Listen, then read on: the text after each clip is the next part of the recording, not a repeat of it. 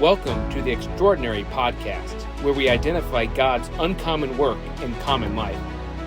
Recognizing God's work requires intentionality, but articulating it motivates and inspires. Don't forget to subscribe to never miss an episode. In today's episode, I have a conversation with Nancy Lowe, where she shares about the importance of community and how relying on others can help us in good times and in bad times. And part of what this shows us is that Jesus meets us where we are, and he provides for our needs, regardless of what they are. So let's get into the conversation today. Nancy, thank you for taking time to be a guest on the podcast today. We appreciate you taking time out of your day to share with us. So thank you. As we begin, can you share with us a little bit about your current job, what you do, and what you like about it? Okay, my current job is I work in receiving in Menards, which is in the back of the Menards. I drive a forklift. We unload trucks. I do UPS and FedEx, which means we get product from them that I have to actually check in besides what the other stuff does. So I actually physically check it in. I'm in control, or I do the food, some of the pop and the food that comes in. I check that in. We have to run out to the floor and take care of the cardboard, and we do a lot of things. We bundle up the pallets and put them back on trucks. We send a lot of stuff back to the DC. We pick up the trucks when they come in as a mess. There's just do a lot of, it's a lot of physical work. We do a lot of physical work. We have to break down freight so it goes out to the floor. We've got morning stalkers who put stuff away out on the floor. It's a variety of things. How long have you been working there?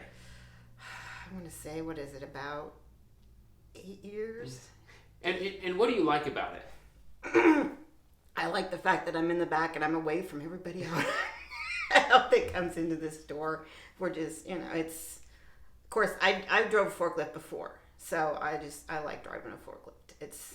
I think it's pretty cool, so.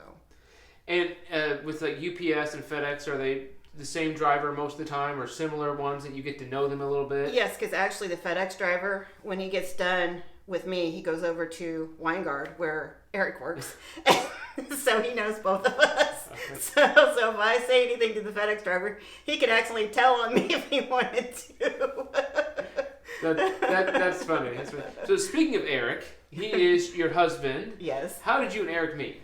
We both worked at Weingard, and I actually was at Weingard first, and he showed up, and I was actually going through a divorce at the time, and people had encouraged him to come to me, because I actually had a couple people. It was him and somebody else, and we met at Weingard and worked there for a while, and then till we got married and I got pregnant with Heather, and then I quit and left him there and went on to do a few other things. So he asked you out? Yes. Okay. And with a lot of encouragement, yes, because he's very quiet. He's not. and Eric still works at Weingard. He's been there for 25 years? Yeah, because actually when Weingard built the building over on Mount Pleasant and they moved antennas and that, he moved over there with them because he took somebody else's job when this lady retired. So, because we were actually both on Kirkwood when we met. But yeah, because I worked in receiving at Weingard also. That's where I learned how to drive the forklift. So receiving is something that you are very familiar with. Oh yeah, that's how I got the job at Menards, is because I had receiving experience doing the same thing, because I used to check in UPS at Weingard. And you enjoy driving the forklift? Oh yeah. They're fun. Yes, they are. Now, switching gears a little bit, can you share with us a little bit, kind of your church background history? Was church anything growing up, or what was that story? When I grew up, there was a church called the Church of the Open Bible, and it wasn't the best church here in town, but that's where I grew up, and I wasn't really big on the place, so when I turned 18, I got away from church. I didn't get back into church. I mean, I tried, but I really didn't get back into church till I met Eric, and he brought me over here to this church. So you tried to find a place, you just couldn't find a home. I just really couldn't find a home, and at the time I was a single mom, So it was a struggle because I was a package deal when Eric met me. I had Valerie at the time, so but yeah, and plus I was a mess because my ex-husband had physically and mentally abused me, so I was still a mess when Eric actually, because I forgot our first wedding anniversary. He handed me a card and I'm like, what the? Well, I believe you've been married for over 20 years now, so Yes. it seems to have been working out in a positive way. Yeah. So you met Eric, started coming to this church. Yeah. This is the church, I believe Eric's grandparents Yes. attended, and so Yes. he's grown up in this church. Yes, he has. What has it been like? I mean, this was many years ago now. What was it like attending a church that was, for all intents and purposes, your husband's church? Yeah. It was hard. It was difficult because my mom, I don't know, she wasn't. It took me a long time to be a member because I was fighting between, okay, do I want to be a member of this church because I went to another church, and so it took me a long time to actually get used to coming to this church and even wanting to be a member of this church because I grew up in a different church, and so it wasn't easy. Well, and part of the difficulty is Eric was established. There are still people here that I believe taught him Sunday school when he was younger. Yes. And so that's just a different depth of relationship that he had that you walked into that can be very intimidating. Let's make sure we're honest with that. It was, yes. And hopefully people weren't nasty to you by any means, but it's still... No. Eric knew these people, and you were an outsider. Yes. Can you speak of? Was there a moment where you felt like, I'm part of the church now, like I'm not an outsider anymore? Yeah. Well, yeah, because when Carol was here and I was in her Sunday school class, and that actually, because she was kind of the one that, because people don't like to stand up and testify and do this, and she was kind of the one that there was a certain group of us. You got to, try and get these people stand up, tell them what to do, or tell them that they need to stand up. So, yeah, her and some of the other women, her and Christy, and a lot of them helped me feel part of it. And it's actually getting a little better. But I did feel intimidated because before you even got here, him and Michelle Kelman were real good friends. But a lot of the people from this church thought him and Michelle were going to get married. And then his family had him wanting to marry somebody else. But when I came along, I just kind of messed everything up. So. Well, again, you have a child together, you've been married for over 20 years. I don't think you messed anything up by any means. No, but that's kind of the feelings I had for quite a while too, because it's like, okay, these people just were expecting him to be around this other person, and then I step in. And particularly when you look at your past and your first marriage and just the trauma that was associated with it. Oh, yeah. Your feelings are probably, unfortunately, normal and extremely valid. Well, and then there was another problem, too. When we first got around, because I'm 7 years older than Eric. And that was kind of an issue, too. But it was like Pastor Van said, you're consenting adults. But people look at it that way, too, because I'm the older one of the two of us. Because they think back, oh, okay, she's a cradle robber. Because I was in high school when he was in middle school. Yeah, and once you're adults on your own, it's a lot different at that point. And so, anyway, I'm not sure. Sometimes people don't mind their own business when they need to. Now it with your journey of getting involved in the church and making it kind of this is my church, not just my husband's church. It's our church. What were some of the things that held you back from getting more involved than you otherwise could have? Well, let me think here. Like I said, I think a lot of it had to do with when my mother was still alive, on me all of a sudden coming over here and not being like what, because that church fell completely apart.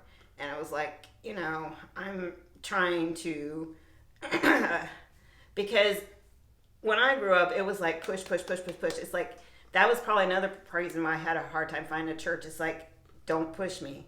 I will, decide on my own. You know what I'm saying? Don't ram it down my throat, I guess. And it was basically rammed down my throat. And it's like, don't do that to me. Just let me go on my own. And I will, eventually just get to where I'm at right now. Don't ram it down my throat. Sometimes I think we try to play the role of the Holy Spirit. We want to try to fix you or get you where you need to be, and that's the Holy Spirit's job, right? Yeah. And the Holy Spirit, one, does a much more effective job than we could ever do, but also it meets people where they are. I don't know everything about your situation, right? Right. I may know some things, but even if I know most things, there's things I don't know.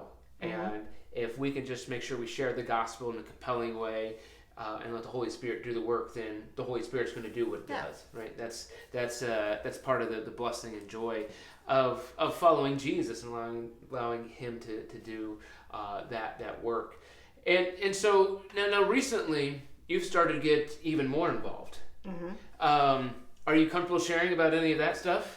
Yeah, I'm fine. So I know you recently joined a small, well, it's not that recently anymore, but you recently joined a small group and among other things. So anything about that you would like to share today? We're actually in 2 small groups. Okay. I'm actually, because I'm in Eric and I started going over to Chuck and Peggy's. We started that one, which that's a little complicated. This book that we've got is just kind of a little complicated. But and that's the benefit of going through it with others. Of you can dissect it together, support each other, encourage each other through that process. Because many subjects, I believe it's a marriage book that you were going through, but that can be complicated in of itself. But it's always nice, regardless of the subject, to have others that you are working together with through trying to explore what Jesus is calling us to do. Yeah. And actually, we enjoyed it. The rest of them were out of town, so it was just Eric and me and Chuck and Peggy, and we were playing Wii bowling for a little bit. That was fun. Who won? Well, I think it was between Eric and Chuck, because Eric's a league bowler. He used to be anyway, so him and Chuck went down and played pool, and we stayed upstairs, and I was showing all my vacation pictures when we went to South Dakota. But and then of course Kathy, that group will start back up. Yeah, tomorrow's Thursday. Sorry, it's been a long week, but because of the coroner, it'll start back up tomorrow. But that's actually been helping me, because that's when I go through some of my stuff. At least I have somewhere I can go to say, hey, okay, I've had a bad week, I had a bad day, I just wanted to strangle all my coworkers. Well, kind of speaking of that, you've experienced difficult times in life, and what you were kind of alluding to is you had a bad day, which everyone has bad days. Oh yeah. But there's more than just a bad day that I'm referencing here. What has helped you get through some of these more difficult times? What's helping me get through is I found out that there's actually other people at work that go to church that I can actually go and talk to, because one of the ladies, I actually made her cry because I was talking to her about something, but our guy that puts our Pepsi away in the coolers, he goes to Harmony. He's actually told me the other day when you guys lost, they beat you at softball. So I have a line on that too, but no, there's actually people, because actually him and I have conversations all the time, because he lost his one daughter, passed away here a couple of years. He was the one that lost one of his daughters. Yeah. So him and I do have a lot of conversations. So I do have people at work that I can talk to that understand about God and church and that. So. Yeah, and I think sometimes we forget the importance of the community around us. That by supporting one another, even something as simple as this is a person that you interact with at your job that's an outside vendor. Yeah. And because sometimes that can be easier than your close friends, or because and I don't know why. It just depends on what our needs are at the time, and it's okay if our needs change.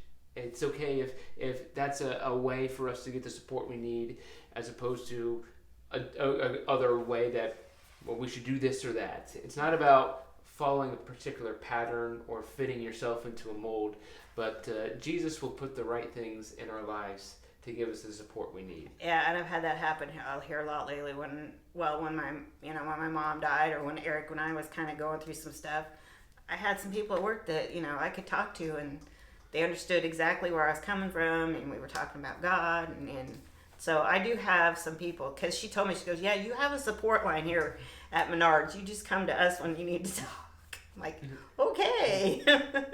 Now, on the flip side of this a little bit, you've talked to me that you are somebody people at work go to talk to.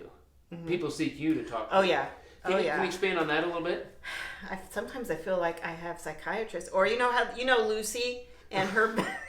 Charlie Brown. I hope you get better advice than she does. Well, it's like, okay, give me my nickel. But no, I've had people I've had that happen all over the place, where people have been upset. Okay, I used to work at Penny's, and we had a lady, her husband, she just lost her husband. She had his wedding ring, was it on her necklace, or on her finger? Anyway, she had been in the fitting room and lost it, and was just real upset. And I said, okay, well, they'll let you know when she finds it. And she came up to me, and I had to say a little prayer with her just to calm her down. And she believed in God, and she let me pray with her. And I was a comfort to her, because, and I mean, they did find it. She did get it back, but she was real upset at the time. So, I mean, and Heather and I both, I mean, I know this is, but Heather and I both, Eric has seen it, that we have this, there's just something about us that people come to us and we can just, comfort them, just make them feel better. Oh, I've had a lot of people come up to me and, give them a hug and just, it'll be okay. And can I pray with you? Yes. And sometimes we overcomplicate it. People just want to know you care. Yeah. If people know you care, then they'll come to you. That you'll just be able to comfort them. Yeah. In various circumstances. But as I said, you've been through various difficulties in life, and Jesus has helped you along the way. Do you have any words of encouragement to people today, whether they're experiencing a difficult time or not? They need to just find somebody to talk to. Just don't be scared. Just go up. I mean, because there's plenty of people out there that will, either pray with you or, just say, calm me down. Because a lot of times, one of the first things I'll ask people is, because this lady, her mom died, and one of the first things I did was I said, okay, do you believe in God? Because some people do, some people, oh yes, I do, and and then I go, well, okay, well, you know where she is, so it's just, they just need, they don't need to be scared, they need to just try, and because I know there even some of the newer people in this church kind of still feel uncomfortable because people aren't coming up and saying hi, and they're just, I don't know what it is, but I almost felt like I should have been Carol the other day and stood up and said, you people need to get up out of the pew and go find somebody you don't know and say hi to them. Taking the initiative, I think, is very important.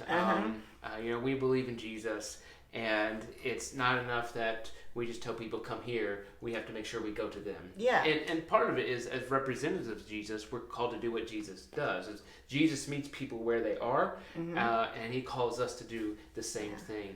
And because Jesus met me where I am, and he calls me to do the same to whoever that may be.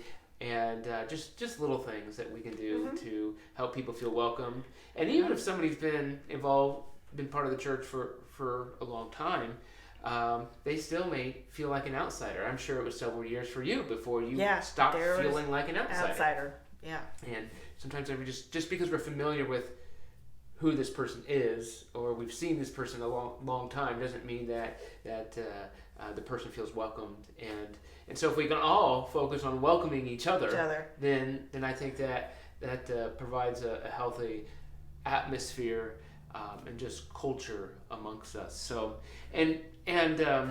well, Well, I appreciate you sharing today and taking the time. I believe you came right after work and shared with us a little bit today. I went home first and changed clothes. Well, I don't see the Menards blue vest on. No. Or anything, so, but I appreciate you and Eric. Eric was on the podcast a few months ago. I think maybe the late winter or something like. Can't remember exactly when.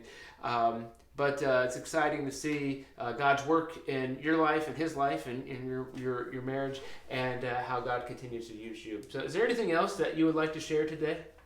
I don't think so. I just like to make sure I give an opportunity in case I cut you off or if there's anything we missed today. So I don't think so. Well, thank you for being here today, for sharing, and just allowing God to use your story. So thank you, Nancy. Not a problem. Thank you for joining us for this podcast. Be on the lookout for how God does uncommon work in common life. And please subscribe to never miss an episode.